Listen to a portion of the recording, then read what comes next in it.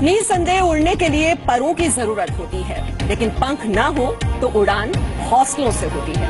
हमारी आज की पहली पॉजिटिव स्टोरी झारखंड के बोकारो से है, जहां एक नेत्रहीन शिक्षिका ब्रेल लिपि में कुरान लिखकर नेत्रहीनों के लिए प्रेरणा स्रोत बन चुकी है। संघर्ष करना पड़ा, लेकिन नफीस ने हार नहीं मानी। देखिए नफीस तरीन की ये पूरी कहानी। नफीस के लिए दिन और रात, सफेद और काला एक ही है। वो देख नहीं सकती। नफीस नेत्रहीन है। क्रिया के बनने का जल्दी दौड़ता है या फिर तेज दौड़ता है। आंखों में रोशनी नहीं होने का नफीस को अफसोस तो है, लेकिन परवाह नहीं, क्योंकि उसके पास हौसले की रोशनी है, हिम्मत का उजाला है। सरकारी स्कूल में बच्चों की टीचर है नफीस। झारखंड के बोकारो में सरकारी स्कूल में हिंदी पढ़ाती है नफीस।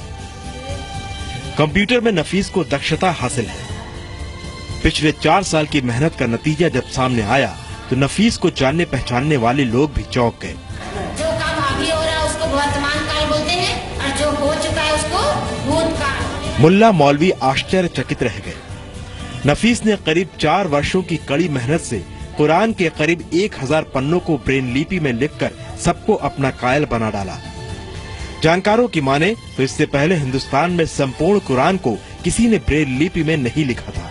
नफीस पूरे देश में आज चर्चा का विषय बनी हुई है। नफीस इस कामयाबी को मेहनत का नतीजा बताती है। बस नफीस की एक ही ख्वाहिश है, कोई मदद को हाथ बढ़ाए, ब्रेल कुरान को आम कुरान की तरह प्रकाशित कराने में साथ दे। कोई चाहते हैं कि अगर कोई संस्था मतलब हेल्प करे तो उसको फिर से हम दोबारा उसका दूसरा कॉपी भी बना सके। बोकारो में नफीस के सह शिक्षक कहते हैं कि प्रधानमंत्री मोदी ने विकलांग के लिए दिव्यांग शब्द दिया। वाकई नफीस दिव्य है। स्कूल में स्टूडेंट नफीस पर फिदा है। इनकी सबसे अच्छी खूबी ये है, इन्हें कभी भी इस बात का दुख नहीं होता है या गम नहीं होता है कि ये नेत्रहीन है। इज वर्ल्ड्स बेस्ट टीचर, और आज तक जिनका नेत्र है उनको भी मैंने इतने अच्छे से पढ़ाते हुए नहीं देखा जितने अच्छे से वो पढ़ाती है। मोहम्मद मुख्तार असलम के 4 बच्चों में इकलौती बेटी है नफीस तरीन।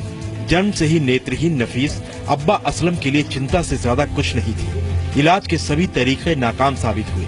नफीस की एक ही जिद थी, मुझे पढ़ना है। असलम ने नफीस को पढ़ने के लिए वाराणसी भेजा। कुरान नहीं पढ़ पाने की नफीस को टीस थी।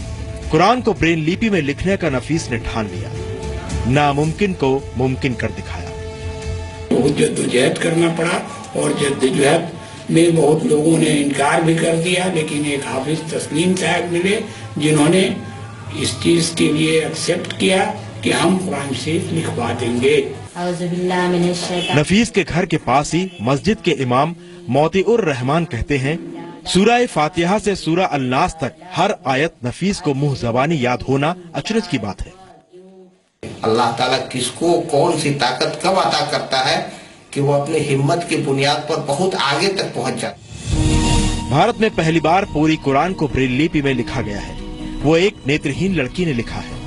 इससे पहले जुलाई 2014 में इंदौर की 20 वर्ष की एक लड़की ने कुरान के 10 सूरा यानी अध्याय को अरेबिक ब्रेल में लिखा। नवंबर 2014 में अलीगढ़ विश्वविद्यालय में कुरान पढ़ने के लिए ब्रेल तकनीक की शुरुआत हुई। कुरान में 114 सूरा है, जो पुरानी अरबी बोलचाल की भाषा में लिखी गई है। दुनिया भर में कुरान को 40 भाषाओं में लिखा जा चुका है, लेकिन कुरान की आयतों को लोग सिर्फ अरबी में ही उच्चारित करते हैं। अब तक पूरी दुनिया में सिर्फ 13 ऐसे देश हैं जहां कुरान ब्रेल लिपि में लिखी गई है।